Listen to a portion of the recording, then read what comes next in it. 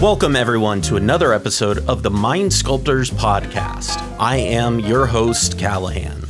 On today's episode, Pongo and I are joined by first-time guest Mikey from the Miscast and Eminence Gaming to answer the question, is the Brothers War the set that breaks cEDH? But first, before we get into it, I want to take a moment to thank today's sponsor, Dragon Shield. I have been using Dragon Shield for years and just recently started using their dual matte sleeves, which have a fully opaque black interior that do an absolutely amazing job making my cards look as beautiful as possible while also giving them world-class protection. I personally am a fan of the Wraith colored sleeves. They're like this pretty magenta color, and it's what I sleeved my Buick Cube in. So go ahead, go into the description of this episode, click on our Dragon Shield affiliate link to get your sleeves today while also supporting the channel. Thanks again to Dragon Shield for supporting the Mind Sculptors. Also, thank you to all of our wonderful patrons. Your continued support is what enables us to continue to bring you high quality cEDH content every single week. If you want to listen to next week's episode, you can become a patron for as low as $2 a month and get access to the full uncut video episode right now. You will also get access to our patron exclusive Discord server, plus the ability to submit a question to our Dear Sculpty Boy segment. So what are you waiting for? If you aren't a patron already, you can join the Sculpty family at patreon.com/the Mind Sculptors. With all that said, let's get into our Brothers War set review.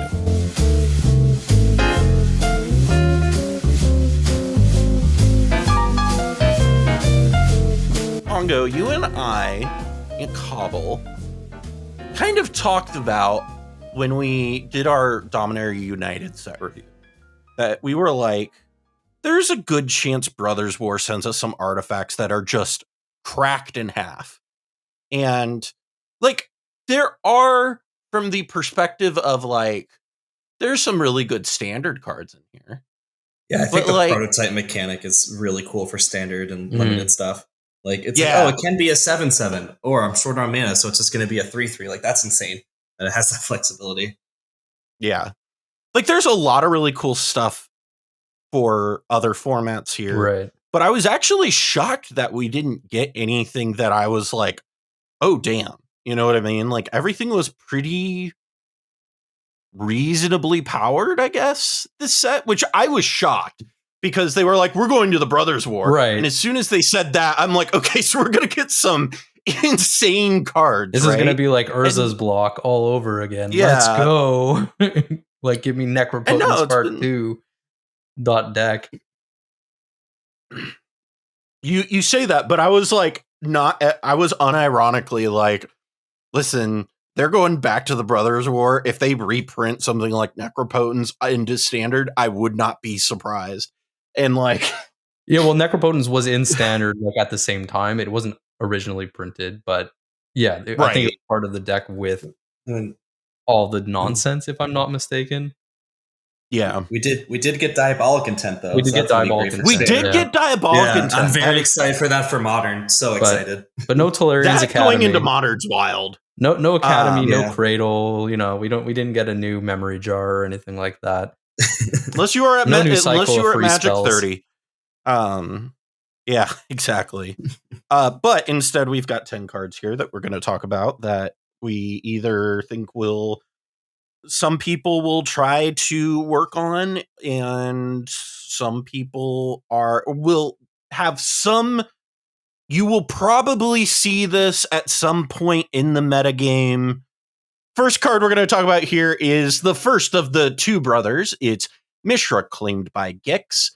And Mishra is part of a meld piece, but we'll look at just the creature here right first away.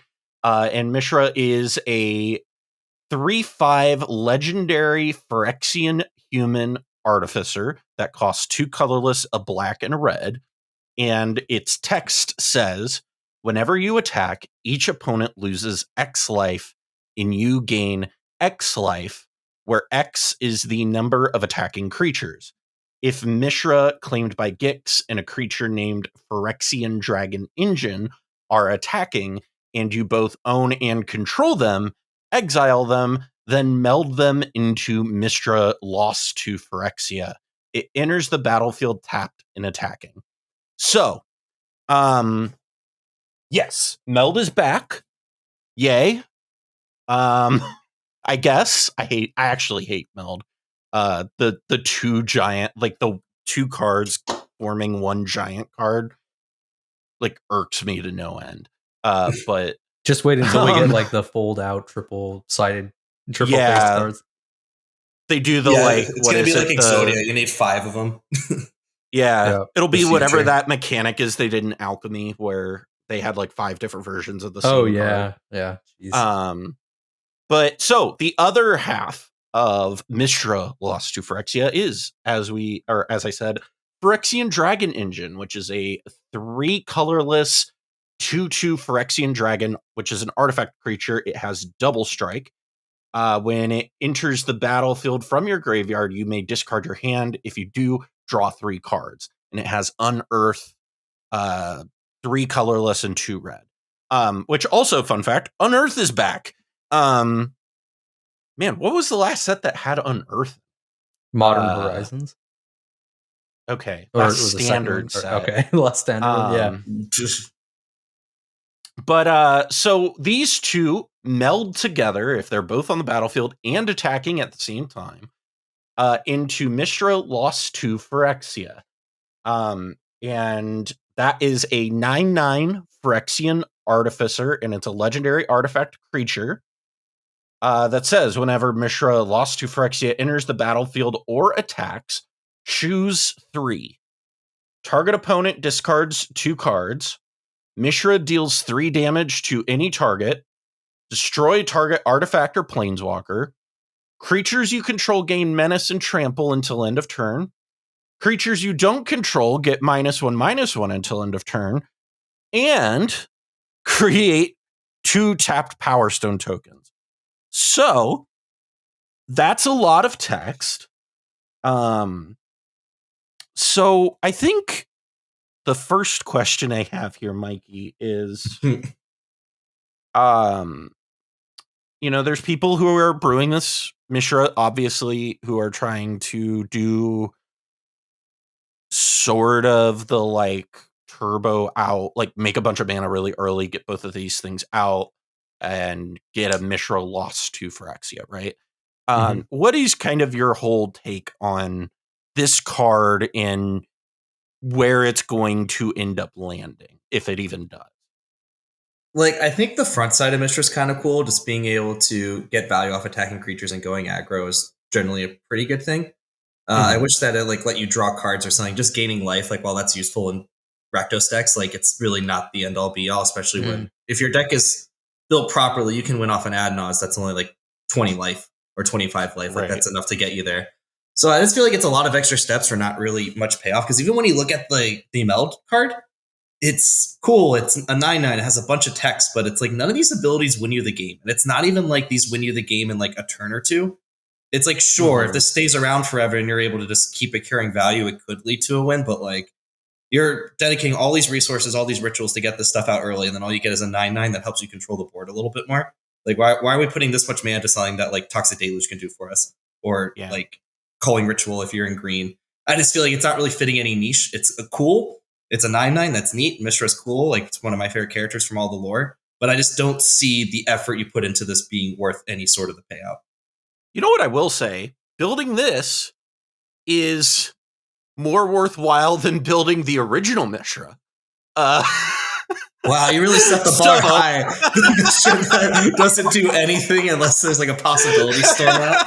Yeah, or another void or whatever. Hey, I mean, listen, it's better than that Mishra, guys. We stepped it up. Well, that one is Grixis, so debatable. Yeah. Yeah, because you get Oracle in that, right? Yeah. Like, I'm just saying. So I guess, one of my thoughts here, Pongo, is when I'm reading this card, there is a very important thing here that I'm reading on the back half of Mishra. And it says choose 3, and it doesn't say any amount of times. So you have to choose three different ones. Yeah. Yeah. So that, like, if it said you could choose the same mode 3 times, I think we're having a very different conversation. Yeah. I mean, like, I still think it's very reserved, right? Like, we're still like, this isn't very, like, exactly as good as you could be doing.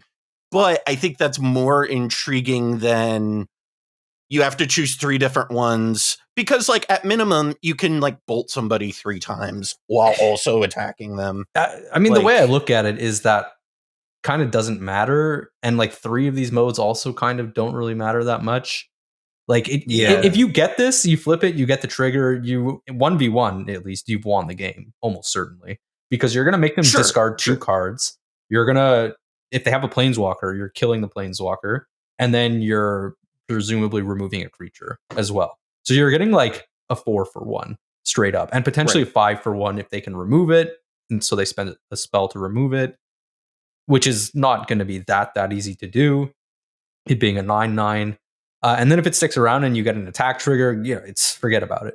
Like, the game's over at that point. Forget about it. You're taking 12. You've discarded 4 cards, and yeah. So I think it kind of just doesn't matter. It might as well just say you win the game. Like, yeah. I think the other thing too is neither Mishra or the Phyrexian Dragon Engine have haste. So it's like you need to get both of these out, and then you need to get to a point where both of them are attacking, and then you get this 9/9 idiot. What I do like about the design, though, and this is actually a clever bit of design, is that you can curve out. Turn 3, you play the Phyrexian Dragon Engine. Turn 4, you play Mishra. If they can remove the Phyrexian Dragon Engine, then on turn 5 you can unearth it for 5 mana and attack with both. So it's actually in standard conceivable that you will be able to do this on turn 5. And if they can't remove specifically Mishra, or if they don't have instant speed removal for Phyrexian Dragon Engine, then theoretically you can get there. But it's still a pretty, it's a pretty tall ask, right? Like, it's only a 2/2, which means the Dragon Engine, I should say, so it dies to everything. In any case, it's cool. So much. It's just not actually that good.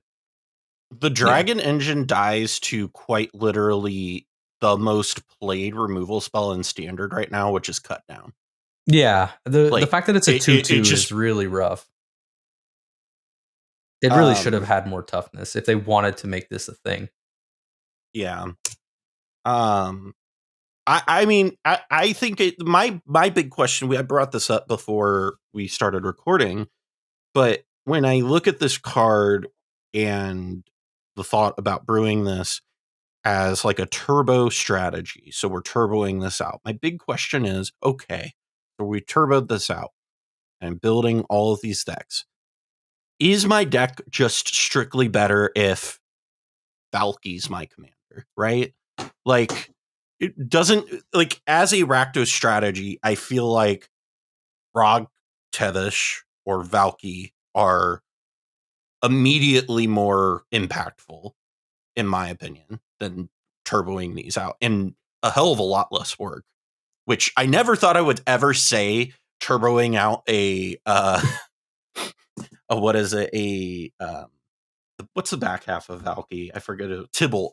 Turboing out a Tibalt is like easy, but like compared to getting Mishra to flip, I feel like that's a much easier ask, especially in black red. So to our Rakdos friends out there, handle with care. Be mindful. This might not be your mileage may vary on this one. Next up, let's look at the other brother. Let's just get it out of the way. Let's look here at Urza, Lord Protector. Urza is a 3-mana, 2/4 legendary human artificer that costs a colorless, a white, and a blue. Has the ability of artifact, instant, and sorcery spells you cast cost 1 less to cast, which I believe that is the first ability like that ever that doesn't make you choose one of the modes. And also has an activated ability that costs 7 colorless to activate, and it says if you both own and control Urza Lord Protector and an artifact named the Mightstone and Weakstone, exile them, then meld them into Urza Planeswalker. Activate only as a sorcery. So the other half of this card is the Mightstone and Weakstone, the thing that makes Urza a Planeswalker in the lore and in the game. It is a legendary artifact that is a Power Stone. It costs 5 mana to cast, and when it enters the battlefield, you choose one of 2 modes. You can either draw 2 cards, or target creature gets -5/-5 until end of turn. Also has an activated ability that is you tap to add 2 colorless mana, and it does have the stipulation of this mana can't be spent to cast non-artifact spells. You can, however, use it to meld the Urza, though. Fun fact. Important, yeah. So that is that is an important thing to remember with the Power Stones, is you can use them to activate abilities, which is really nice.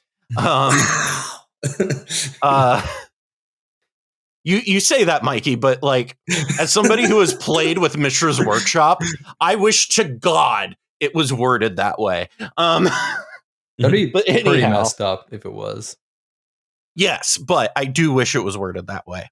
Anyway, those meld into Urza Planeswalker, which is a 7 loyalty blue-white Planeswalker that has a static ability, which is once during each of your turns, you may activate an additional loyalty ability of Urza. So it has a +2 ability, which is artifact, instant, sorcery spells you cast this turn cost 2 colorless less to cast, and you gain 2 life. The second plus is a +1, which is draw 2 cards, then discard a card. Has a 0 ability, which creates 2 1/1 colorless soldier artifact creature tokens. A -3, which is exiled target non-land permanent. And a -10, or an alt, which is artifacts and planeswalkers you control gain indestructible until end of turn. Destroy all non-land permanents. So your -10 is kind of an Urza's Ruinous Blast sort of thing. But more one-sided. So, Pongo, this is a commander. Urza, so we talked about this a little bit beforehand, is like Urza, just the card, right, is like the creature card is actually like an intriguing card on its own, right? Well, I mean, I don't know if I'd use the word intriguing, but I do like the text that it has. You know, the discount effect means that it's like, it does something relevant in the format. Right. But I don't know if the rate is really good enough that I'm excited about it. Right. Yeah, like the way I see it is Grand Arbiter's 1 more mana, and it gives you a discount, not as free as the Urza discount, I guess, because it's a little bit more limited, but then it also has the tax on everyone else. Exactly. Yeah, so for 1 more mana, it's like, and that's what you kind of need with these decks to survive, because, you know, Azorius isn't going to be the fastest deck at the table, unless you're at a really weird table. So you need things to help you survive, and Urza doesn't really do that, I feel. Like, it's trying to be proactive, but your colors are limited to not really be able to do proactive things. Right. And if you build this as your commander, I think you then have to ask yourself this question of to play the Might and Weakstone or to not play the Might and Weakstone, because the Might and Weakstone is pretty, right? Like, the card is, it doesn't do much. I mean, no matter which mode you pick, you're overpaying, right? It just doesn't matter. Like which 5 mode. Yeah, 5 mana draw 2. It's like, that's neat. 5 mana draw 2, 5 mana very destroy bad. 1 creature. Yeah, 5 mana destroy 1 creature. Neat. I mean, that's colorless for you, right? Like, yeah. I mean, it's basically a slightly better meteorite at that point, right? Like, right, which is if you pick the -5/-5 side. Yeah. And that's kind of how I feel about it. So I know some people are building this with the intention of like flipping Urza, and some people aren't even playing that, though, just because the static ability is quite strong. Right. But, so you can do like feature site top things, but right, Urza is hardly the first blue-white commander that can do that. I will say, if you're trying to build this commander, I definitely would scrap the Meekstone or Mightstone and Weakstone and just stick with Urza trying to do the discount thing. I would agree with that. I don't think it's the best at doing that if you're trying to do that type of thing. Like, I think Elsha's probably a better bet for those types of synergies. But if that's what you want to do, definitely just scrap this Weakstone plan. Because kind of like as we talked about with Mishra, the Planeswalker's cool. It's big. It has a lot of text, but none of those things tell me I'm winning the game in even 2 or 3 turns. Like, that's just not how that card reads. And if you're putting that many resources into something in Commander, you better be winning or getting really close to winning. Yeah, especially in multiplayer, it's even activating those abilities twice per turn is just not enough. I will say the one benefit it does have is it does have a little bit of that like Tevishness to it, where it does make blockers for itself when it comes down, which is nice. So it's like, that is one of the things that I do think is a pro for it, is you can make blockers for it and get some other advantage from it. I don't know if that's quite good enough to justify running, because I think that's ultimately the question you have to ask is I think when you're putting this card in your deck, looking at the value of it being the Meekstone is probably incorrect. I think the correct way of looking at it is Urza Planeswalker worth 12 mana? I think that's the better way of looking at it, and I don't think it is. So I think that's ultimately where I land on it, because, like, again, like, if you're just like, if you're trying to evaluate the worth of playing the Might and Weakstone, I think it's more productive to just look at the backside of Urza, because that's what it effectively represents. And if you are not willing to pay 12 mana for that, I don't think that is a great strategy. If I guess my thought process is, we don't play Teferi, Hero of Dominaria in this format. And I think Teferi, Hero of Dominaria has more relevant pieces on it than this does.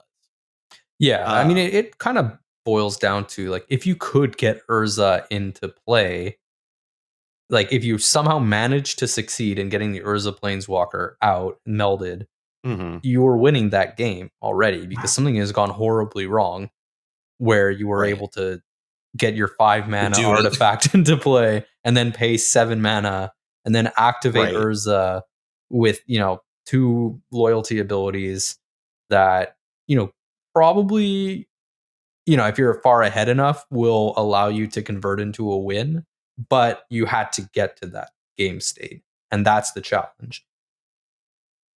Yeah, the thing I like to do, especially to help newer players see like card assessment, is I just take some of the powerful cards that we all play with, like Rhystic Study. That's 3 mana. So you're putting 3 mana to something, try to compare it to something like a Rhystic Study or, Toxic Deluge. Like, they have very big impacts right away.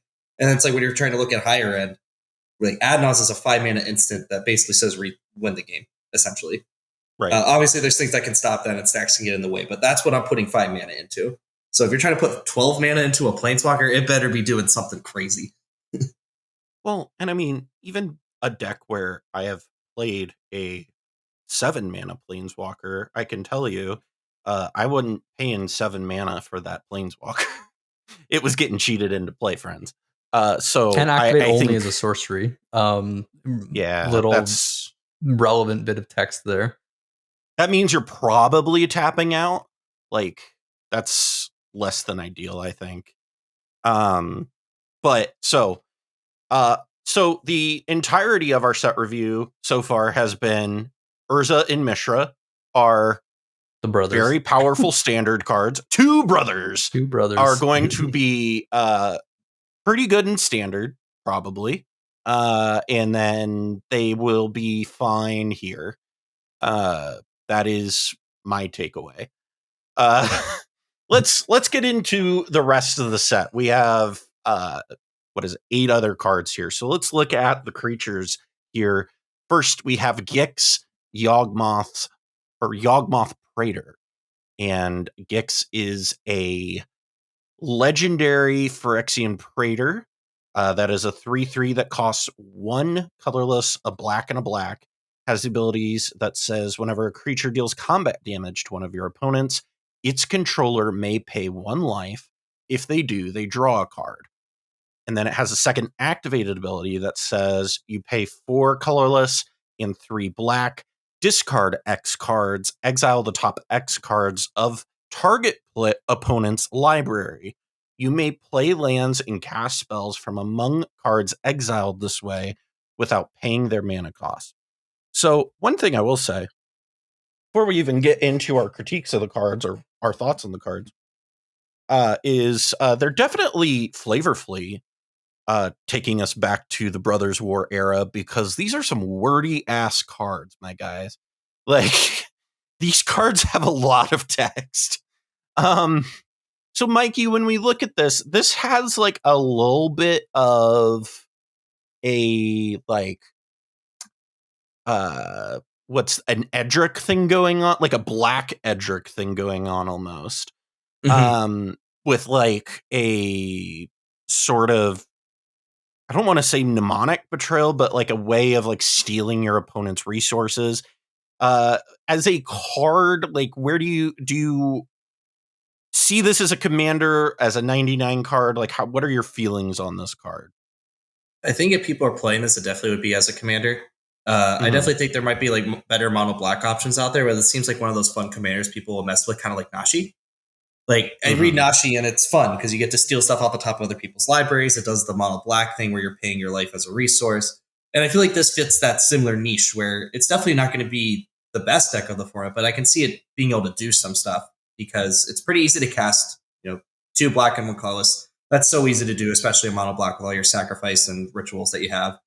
And then the ability, while it's not that powerful, since I don't think it'll be too often you're really discarding 10 plus cards to this, unless you were able to somehow get necropotence off and this and something else. It still is one of those abilities that's just fun. Ultimately, commander's like casual format. I know I'm leaning a little bit more on like the spiky side, but like this is a fun commander to mess with.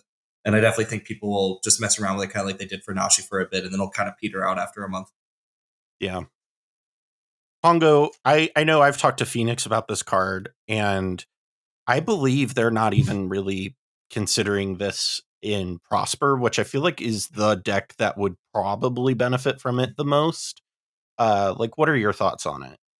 I mean, I just don't see paying 7 mana in Prosper and discarding a bunch of cards. Yeah. You can pay 7 mana and cast like a big spell that's going to exile a bunch of cards, or 5 mana and Ad Naus in Prosper, or like Necropotence for 3 mana, or just like all of the like a whole manner of cheaper cards that will exile and generate value from casting from exile. Right.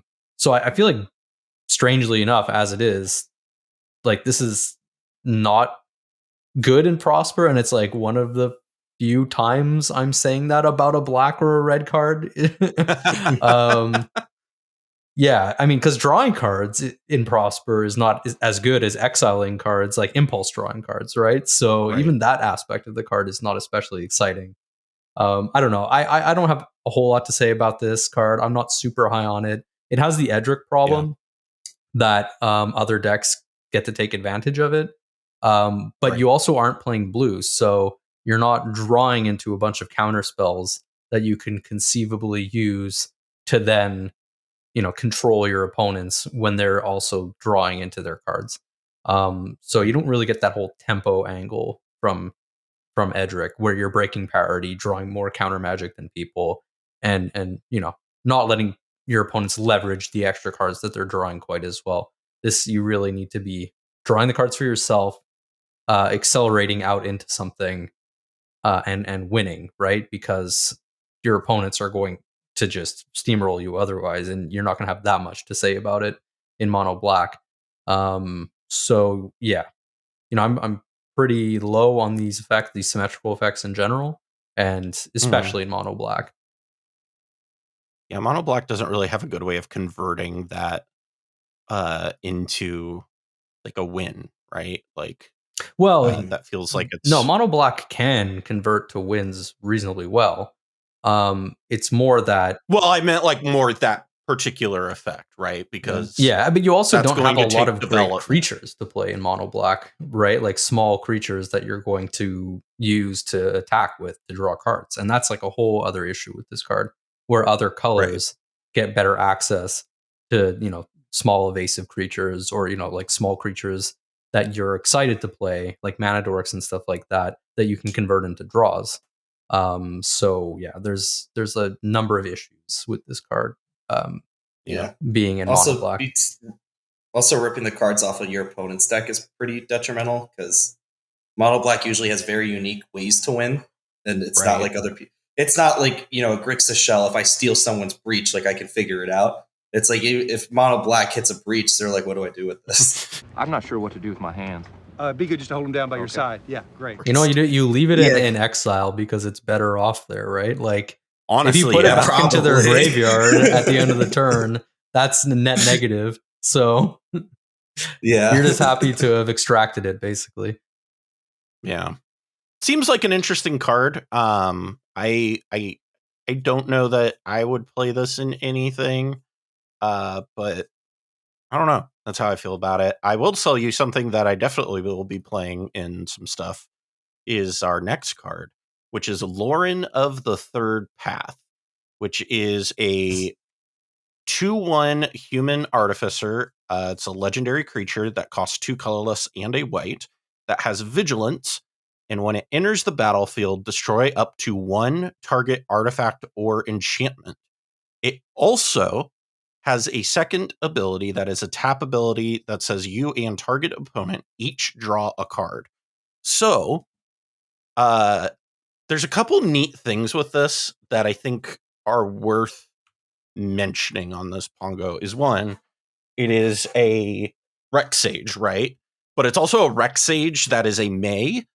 To some degree, it's an up to 1, so you can't have it like misdirectioned onto you as easily. If you are concerned about that for any reason. Well, I mean, if you it also, I guess sure, because you don't have to target. Yeah. So you if you're playing around misdirection specifically. Yeah. Right. Well, also if there isn't a valid target, you would have to target something on your board. Sure. So, but in this format, that's pretty unlikely in any case. Right. But it's like a fringe scenario with it. So it's just like from a design standpoint, well designed. Other piece of this is, more importantly, the fact that it has the ability to disrupt Thoracle combos on a body, which is pretty neat. So we were talking about this a little bit pre-show. I think like three color and down white decks are absolutely considering this. 2 color white decks down are more than likely going to play this. Mono white decks are 1000% playing this. So Pongo, what is kind of your read on this card overall? Yeah, I'm a little less optimistic. I think once you hit 3 colors, you're probably not playing this, but maybe in 2 colors and below, depending on what the second color is. I think it's a good card. I'm pretty down to see this card. I'm pretty excited. I think that like Manglehorn / Reclamation Sage, they're acceptably powerful cards. I'm not incredibly excited to play something like a Reclamation Sage on its own, but this is obviously like a French vanilla Reclamation Sage, as it were. So yeah, the additional option to be able to make an opponent draw a card, it means that it is a stacks piece while it's in play. Will Winota play it, I guess, is kind of like the big question that comes to mind. Yeah. And I know that Ian, at least from what I last saw, was not like super high on it. It does seem not fantastic in my opinion. Being, like a 3 mana human with not a particularly impressive stat line. And then, not a super duper impactful ETB ultimately. Right. It's not like a real static hate piece when it comes down. It's not impactful enough that I'm going to pick it over a lot of the other humans that I'm flipping into, most likely. Right. So yeah, I'm not convinced. And realistically, I think Winota probably doesn't play it. And if Winota doesn't play it, then it's possible that it would only be, even mono white decks that would consider playing it at that point. I don't know. I could see like Captain Sisse playing this. Like I agree with a lot of what Pongo was saying. To me, also the issue is, so I'm with them that in 3-color decks, it's probably not going to make the cut just because you have better options available. It's just then when you get down to the 2 and monocolor decks, in order to draw a card with it, you need to let another opponent draw a card. And I just find it really hard if you're in Boros or you're in mono white, the card that you're drawing is going to be more impactful than what you're giving other people access to, especially if you're trying to do a stacks route. Now, you might draw another stacks piece, but you're just giving people more and more ways to find outs, because it's pretty rare when there's like, say, 3 stacks pieces on the board, all 3 of them are impacting you negatively. Usually you can find a way to pivot around one of them, or it's like 2 are stopping you, but the other one you don't care about. So I just think giving people more card draw in that case is just going to be really detrimental, because they're going to be drawing better quality cards and they're going to be drawing the outs to your board, and you need to keep your luck as long as you can. Obviously that changes, because if there's, say, another mono white player at the table, or like mono green or something, maybe it's not as scary. But I don't know. I'm not used to playing in games where people aren't on pretty much all 3-color and up decks for the most part, and then like a couple 2-color decks when people bring out Winota. Yeah. Right. Playing stacks decks, and as someone who played a lot of stacks decks in the past, every draw that your opponents take is a moment where your butt is clenched very, very tightly, because you're like, is this the draw? Is this it? Is this the thing that's going to start to unwind the noose, as it were? So I agree with the notion that giving other people card draw is a little bit scary in that respect. But conceivably you could, and I mean, this is what I would imagine. For example, someone like Charles talking about this card, in the context of, have something like a Spirit of the Labyrinth in play, and then, you activate this on the turn of somebody who's already drawn their card for turn. So at that point, you're breaking parity on it. Kind of imagining the, the cute things you can do within mono white, where your cards come together to sort of be more than the sum of their, the synergy is more than the sum of its parts. It's like the Death and Taxes thing, where like Death and Taxes, you look at the pile and you're like, this is like not good cards, and then you play against Death and Taxes and you're like, this 3/1 that flickers a thing. What? Why would I play a 3/1? Why is Flicker was killing me? And then it's like, oh crap. I didn't realize that they played it for free off of an Aether Vial, and then had a Recruiter of the Guard in play. Yeah, I do think the one thing I think is not, like, I think where this will probably see its home in mono white is a Rex Sage. Like, this will go in over like a Disenchant more than likely, and then you have a Rattlesnake for the Thoracle deck, right? Is a way to deal with a Thassa's Oracle that isn't, just playing other ETB hate. So it's, I think that's more than likely where it will fit. I don't know how I feel about it overall.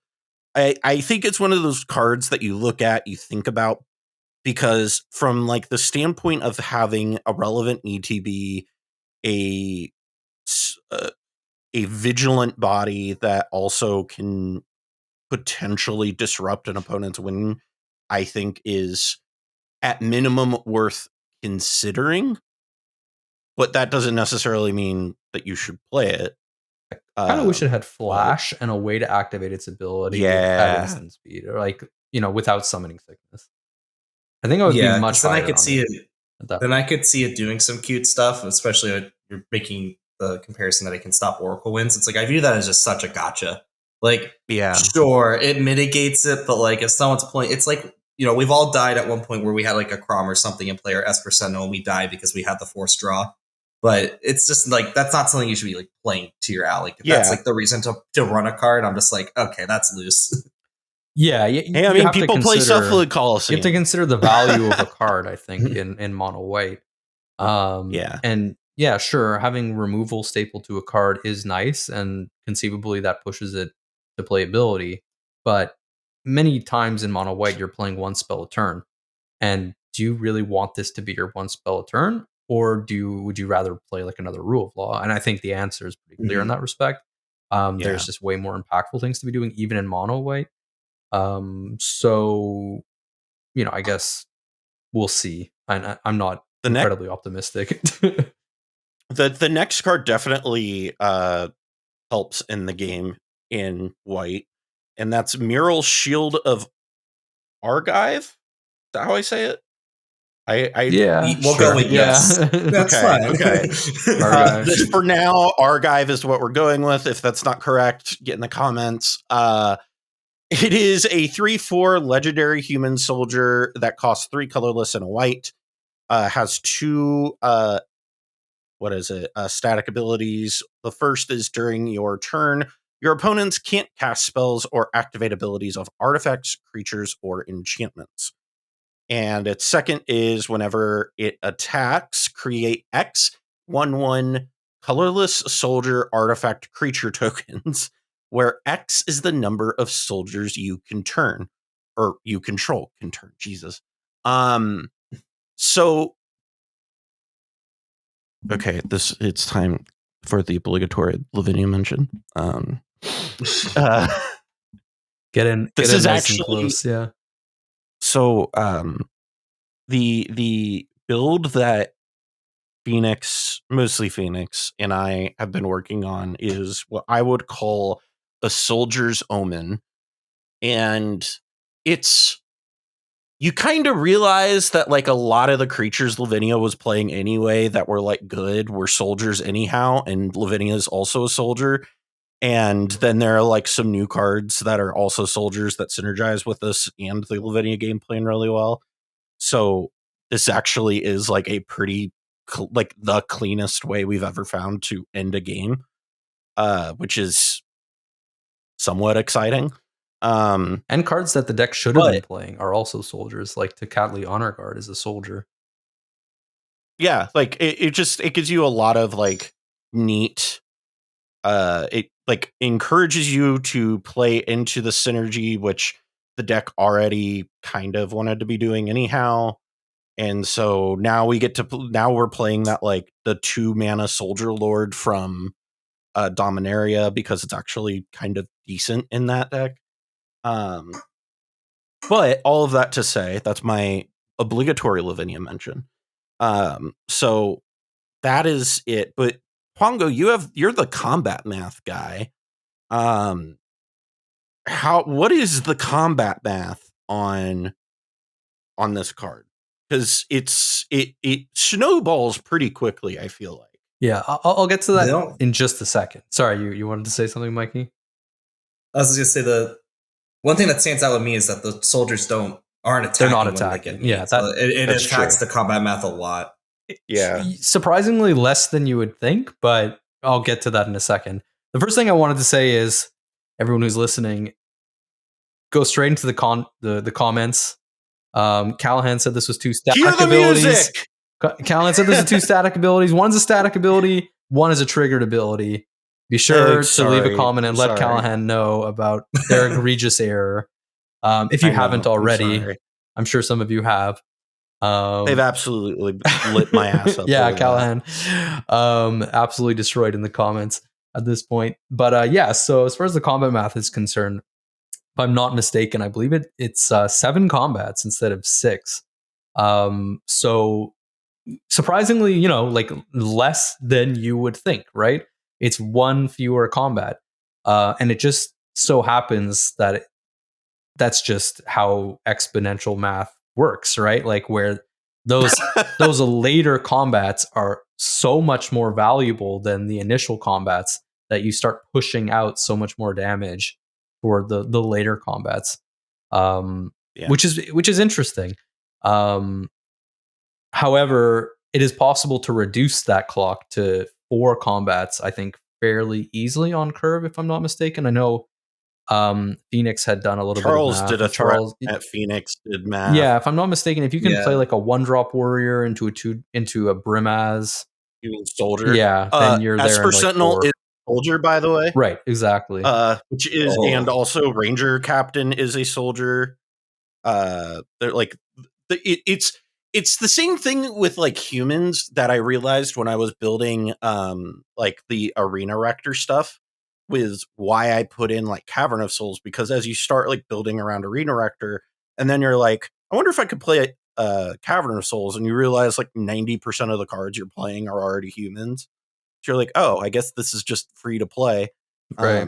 It's kind of similar to that, where it's like an odd amount of cards that we just play anyhow are soldiers. Yeah, there's a surprising amount of relevant soldiers in the format, which, you know, everyone is no doubt aware of now, because as soon as they saw that line of text, they Scryfall soldiers and were like, whoa, like, you know, that card is actually decent.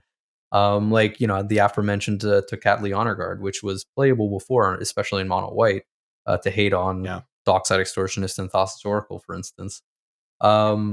Yeah, so I'm not 100% confident about the math that I just quoted.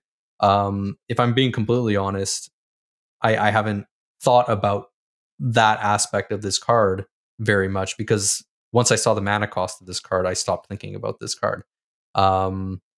Compared to like the early mock-ups of the card, where I was like, I mean, that's not what it is, and people have to stop reposting this mock-up because it's driving me crazy. When people were, you know, thinking, oh, it's a white, it's a Grand Abolisher, but strictly better. Yeah, at 4 mana, that's it. I'm not incredibly excited about the card. One, it's slower on the clock compared to just Najil, but it's also going to take, you know, probably an extra turn at least to get it started, compared to a Najila in many cases. If not more, because you just have, you know, less density of turn 1 acceleration in mono white. So all of this ignoring the fact that you literally just cannot play her out. Like, if you play her out and you don't win, you probably will just lose to somebody stealing or copying her for 2 mana. So there's a number of issues with the card. Yeah. I there are definitely issues. I will say, from one perspective, I do think as a blue-white X player, it's mildly exciting to see a card like this that so it has relevant text and an upside. It's different in Lavinia, where you're playing, you know, other stacks effects that theoretically are going to make it so that people can't just steal it and straight up win on the spot. And presumably you would be doing that in this deck too. But it's easy to imagine a world where somebody manages to remove one key piece and then copies this, and then it's like game over, right? Yeah. Yeah, it definitely has some downsides. I mean, from a combat perspective, like, starting at 4, I feel like is kind of rough, and it's when this creature attacks, right? Yeah, it's whenever Myrel attacks. Okay. So yeah, that's kind of my thoughts. Mikey, any kind of thoughts on this card? Like, I mean, it is a pseudo Grand Abolisher with some upside.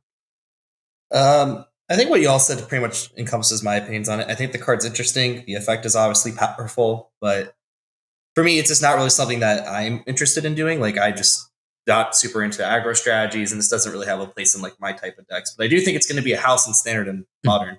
The ability is bonkers. Like, the card is insane. I definitely think it has a spot, and it will be seen play in decks. Just not like my type of play style. But the card is like objectively very powerful. Yeah, I agree. I presume Charles will kill a non-zero amount of people with this card. Let's head over into the sorceries. Let's take a look at Awaken the Woods. It is a 2 mana sorcery spell. Well, it's X. Green is the casting cost, and it says create X 1/1 green forest dryad land tokens.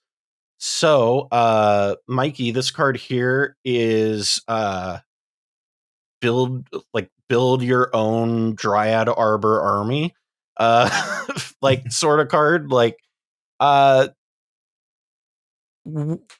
if you would see this falling anywhere, where do you see this being like the most relevant? I'm not even entirely sure. Like, it's just a lot of mana to put into it. It does make a lot of creatures, so maybe some mono green deck that's trying to get like a Cradle online or do something with there's a bunch of things where you like tap creatures and you can start these chains, and then that being a land is relevant. But I'm not entirely sure, just because like they're affected by Stunning Sickness, so it's not like you can do this, get a bunch of creatures and then ramp out. I feel like you need a lot of other pieces, and I feel like mono green or like the green stompy decks are trying to do like these big spells. They just have more impressive things to be putting their mana into. Like, I'd rather just put a bunch of mana into a Crayhook Behemoth or Finale X's a bunch and then go that route than try to make a bunch of forest tokens. But I might be missing something. Mono green is not something I am apt at brewing. So I don't know if this just goes crazy with something else. I look at it and I'm just like, this is pretty lackluster for what I've seen mono green decks do. Have you thought about it for Tatyova at all, or have you considered that? Because I think that's like where most people's minds went to, in the sense that you do get landfall triggers for each of those. So it is like an X draw spell that ramps you, right? It is slow ramp as life. And gains you life. Yeah, as you touched upon, it is slow ramp though. But presumably you would be casting this kind of later on when you've more or less stabilized. So it is interesting in that regard. I'm still not sure though.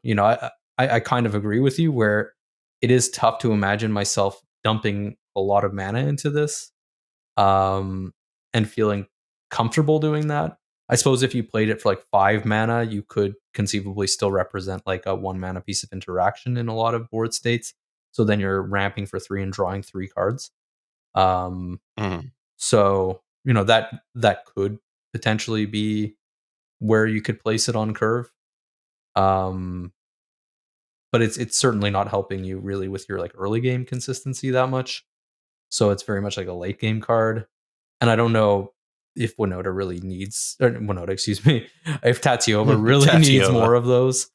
Like I feel like Tatyova, once it gets going, like your issue is not drawing cards. Your issue is just like not dying. Well, it's like just you're able to draw all your cards fetch lines draw 2 cards. You keep alive. So it's like exactly. Like you're drawing cards for days. You just got to make sure that you stay alive. And I don't really think this card helps that because you get a bunch of bodies. So I guess if you're on one deck, Charles is on 3, those bodies will be relevant, but defending your life total isn't always the most impactful way to stay alive in a game, especially if you're tapping out for this at sorcery speed. It is interesting though, because the type of pods where, I see myself playing Tatyova and where Tatyova really takes over the game are the ones where you would conceivably have more time to be able to cast this card.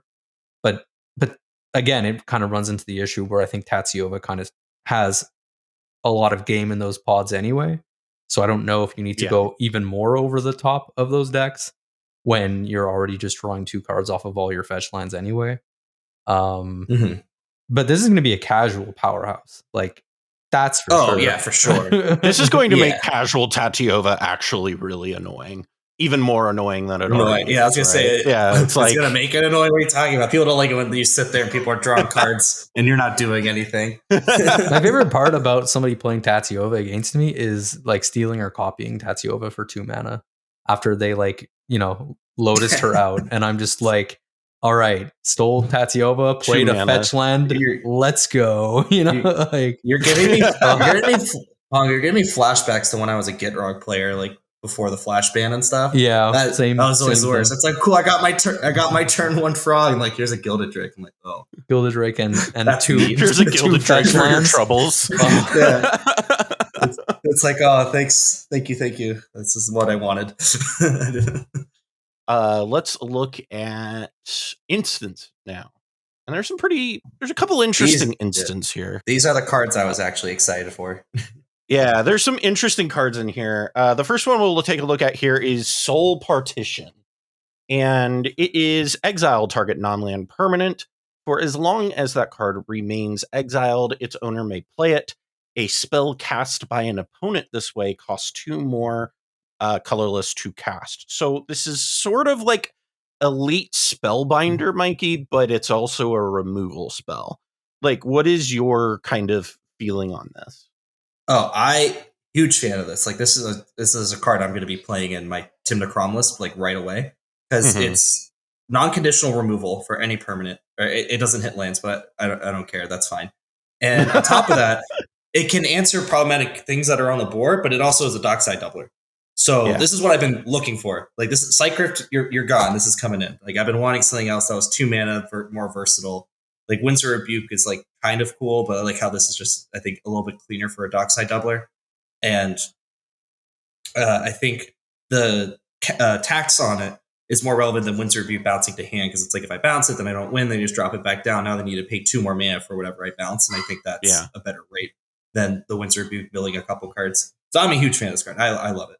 It's flexible, bounces my dockside, or someone tries to remove my Ranger Captain, I can exile it and just cast it back on my turn, things like that. I just think it's so flexible as a proactive and reactive piece, and that just checks all the boxes that I'm looking for in a Magic card. And not even that, like, so if you look at it just purely from a reactive standpoint, a lot of those decks are going to be doing things like, playing cards like Drannith, where if there's a Drannith out, you're just have fun. Your card is basically permanently exiled. As long as this card stays around. I think there are some neat pieces with that. The one thing I do that is mildly annoying is it doesn't have that anointed processioner ability or whatever it is from the last set, where the effect hits everyone, not just that player. Which is one of the things that I was kind of like, oh, that's sad. But also, like Pongo, like this definitely feels a lot better than most 2 mana bounce spells, right? Like, yep, yeah. Oh, I love this card too. I agree with pretty much everything Mikey was saying. The only downside of this card is that it is not a blue card, right? That you have to spend white mana to cast it, and it's not a blue I love that it's a white card. Yeah, no. I mean, it's I'm happy for players who play white decks, right? But it's just we keep cutting blue spells for non-blue interaction, and then it's like that much harder to support the Force of Negations and stuff like that in the decks. So it's a kind of a minor thing, but it does mean that, for example, if I was considering playing like Assassin's Trophy in like a Sans Red deck, for example, forget about it. I'm playing this, I think, over that pretty much every time if I have to pick one. Whether or not it would take the place of something like an Abrupt Decay, probably not, just because Abrupt Decay is kind of nutty in that respect. Abrupt Decay having the ability to not be countered, I think, has like a lot of relevance. Yes, yeah, for sure. So it doesn't take the Abrupt Decay slot, for example, in interaction packages, but obviously, like if we're looking just at kind of bounce spells, I do like it a lot more than just any bounce spell. Yeah, this is a really intriguing card. There's actually just some interesting like instance in general. The other instant here, there's 3 in total. The second one here is Defabricate, which is a colorless and a blue instant that says choose one. You can counter target artifact or enchantment spell. If a spell is countered this way, exile it instead of putting it into its owner's graveyard. And it also has counter target activated or triggered ability. So this is kind of in that class of like, what is it, Tails End sort of cards, where it's like a narrow counter spell that also is a stifle effect. How do you feel about this card, Pongo? I gave my thoughts about it on Twitter, but I'm curious where you fall on. This card would have to be literally negate with the counter target activated or triggered ability for me to want to play it. It's not that, so I'm not excited about it. And I'm not excited to play negate anymore. So this does not have sufficient upside over negate, because there's a lot of instants and sorceries that I would want to counter. And just tacking on a modal stifle to an annul. That's kind of the issue with modal cards in general, is that you're never really getting your mana's worth for the card. You're always overpaying. You're paying for the flexibility. And while flexibility is nice, having an occasional stifle is not enough upside for me. And it is crazy, because it's probably going to take like 2 or more years before they ever print negate with like upside. But That's what it would take, and We already probably got one. we'll It's get called there. Dovin's Veto, baby. Yeah, no, for a colorless and a white, like actual negate with Okay. upside. Okay. Maybe blue, we could get it. Maybe. That was kind of my take on this card too when I was looking at it. I think I don't remember exactly what I said on Twitter, but it's basically my kind of whole stance on conditional like counter spells is that like if this was 2 mana, I mean, even if it was like a mana leak with a, you know what I mean, like a mana leak with a Stifle attached like to it, 3 mana counter. Interested. Yeah, that target, like even if it was a mana leak, yeah, like mana leak counter target non-creature spell, okay. Unless they pay 3 or it's a Stifle. Like I think that's more like I don't know if that's going to make the cut in my deck because I like to have more flexible interaction and like answers, and generally cheaper answers. But like the big issue I see with really all of them is whether it's disallow, whether it's tail's end, whether it's this, is that you're either 1, overpaying for the effect, or 2, the good side of the effect is too narrow. So you can't get it's hard to like justify. So like tail's end, for instance, is there was an argument there for a bit where I like Ken was really high on the card and I tried it out. I played it a bit and it's great if you have it in hand before people play their commanders. But then it's just a commander counter spell that also hits random things. Like it's so narrow that I just like don't see that being worth playing. And I put it on this list specifically so that we could encourage our listeners to not play this card. It's not worth it. It's not good. Just don't pay 2 mana for interaction. Your spells should be free. I don't know that I agree with that, but I definitely did not just order a Gilded Foil Void Rend in every play case. Well, 3 mana is a little outrageous. I have thoughts on Void Rend. I actually think it's not that bad. But looking at probably the best card from this set is Calamity's Wake. It costs a colorless and a white. It is an instant. And it says, exile all graveyards. Players can't cast non-creature spells this turn. Exile Calamity's Wake. So, Mikey, this is a great silence effect. Yeah. That also just kind of dumpsters all over Underworld Breach. Yeah. Like, yeah, no, I'm a big fan of this card. Like, this is the I can see this have a home in a hole. This is very real. Yeah, it has a huge blowout potential. It's a nice asymmetric silence effect if you're able to win through creature combos. Like, I can see this really going in like a Winota deck, Minagila, for instance, because if you just are trying to win with Derevi, Grim Hireling, or insert other creature combo here, this just works. Or if you do like something cute where you like Tainted Pact on end step and then win with an Oracle, and then being able to also host people's graveyards on top of being a silence is just so versatile.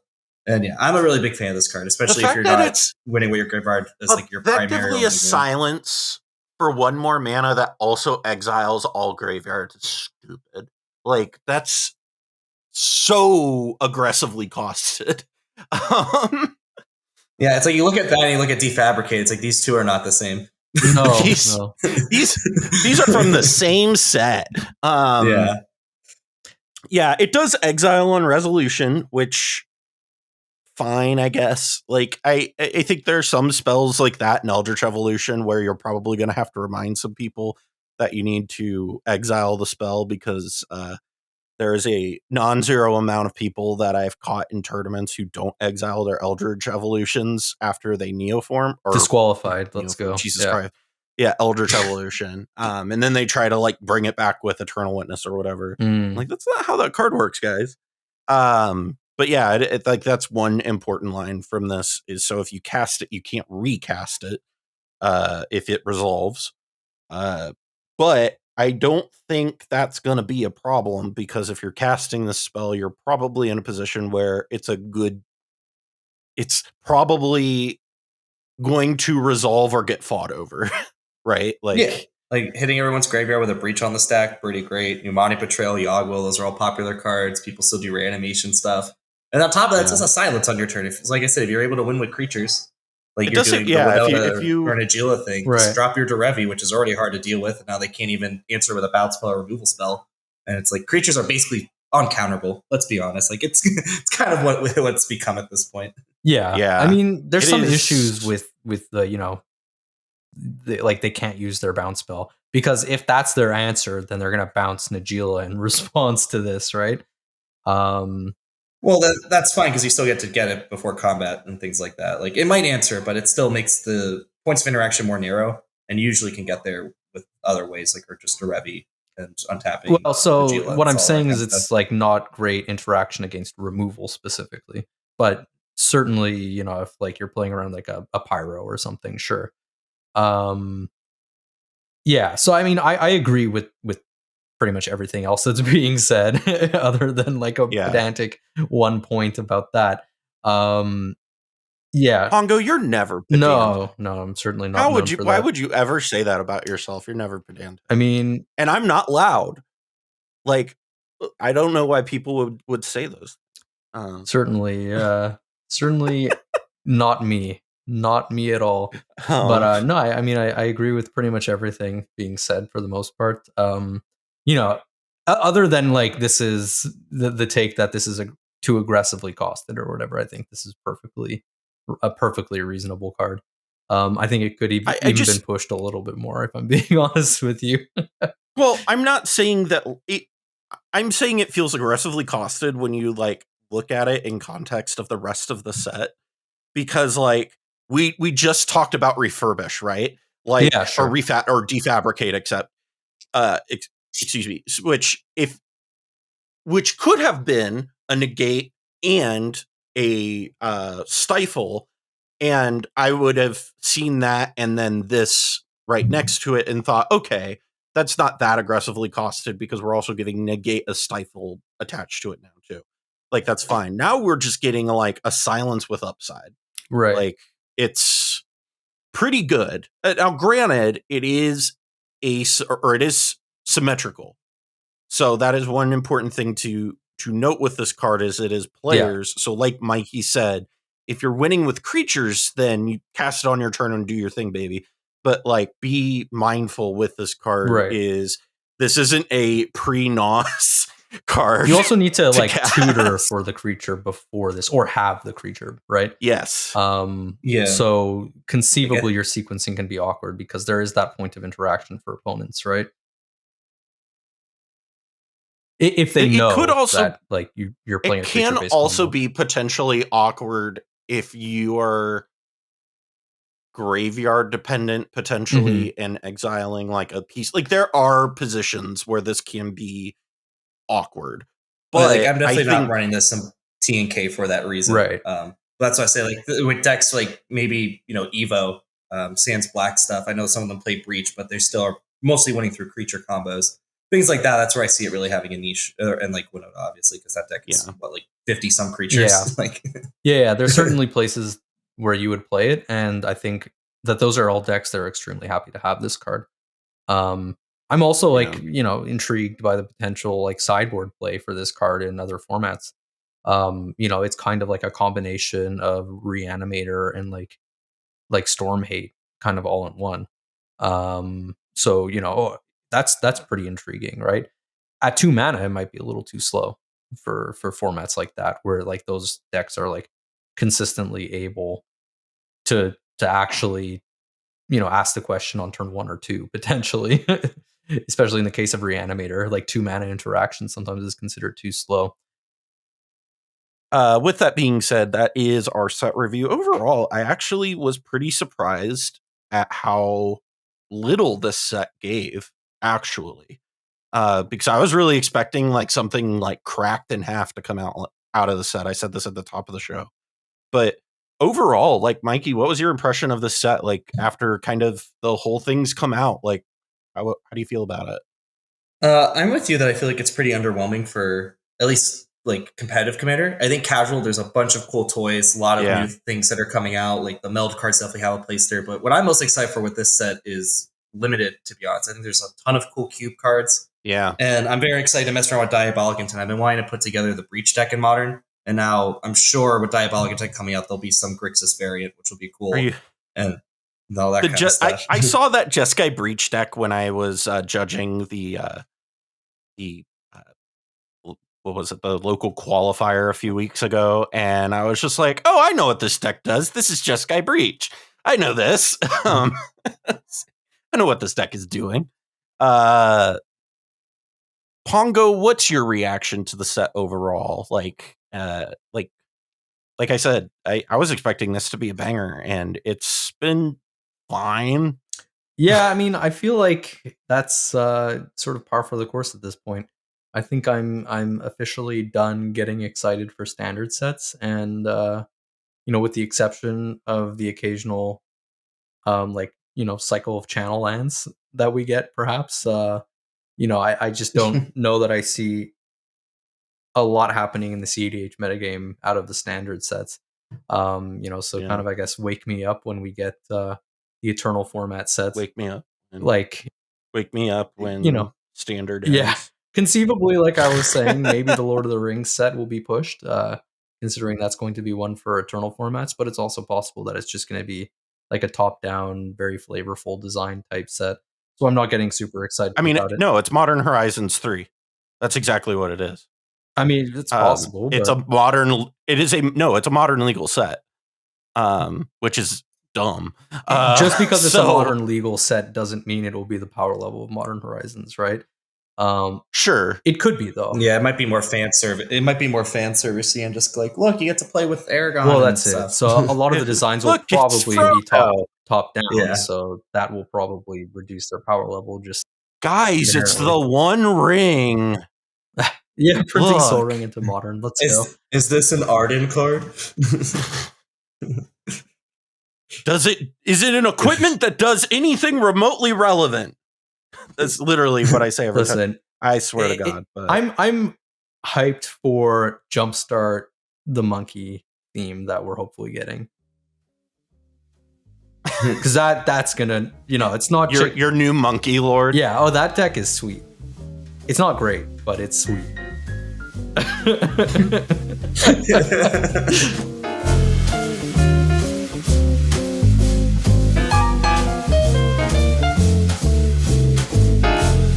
Well, that about wraps everything up for us here this week. Thank you so much for tuning in to today's episode. Thank you also to Mikey for joining us again. Make sure to check out the Miscast podcast where all podcasts are available, as well as check out Eminence Gaming and all the events that they have going on. If you liked this episode or any of our other episodes, please make sure to rate the show on whatever podcast platform you are on. And if you are listening on YouTube, go ahead and hit that subscribe button and tell us down in the comments what your favorite part of today's show was, or if you just really disagreed with something we said. I also would like to thank our top tier patrons, Justin, Adam Hamden, David Snavely, Dionyches, Jason Bialik, Josh Stein, Matt Boehner, and Senior Coupon. If you too would like to support the show, you can head on over to patreon.com/The Mind Sculptors and become part of the Sculpty family today. Thank you again for joining us, and from all of us here at The Mind Sculptors, I'm Callahan, and we'll see you next time.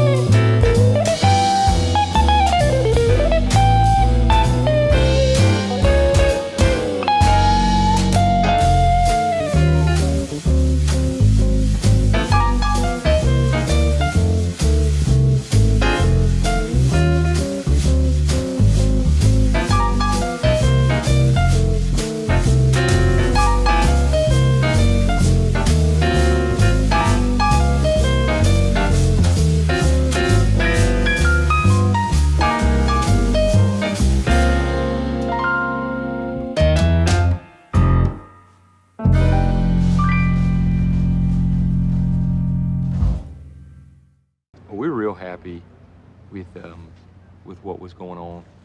And at the end of the day, you know, you got to be happy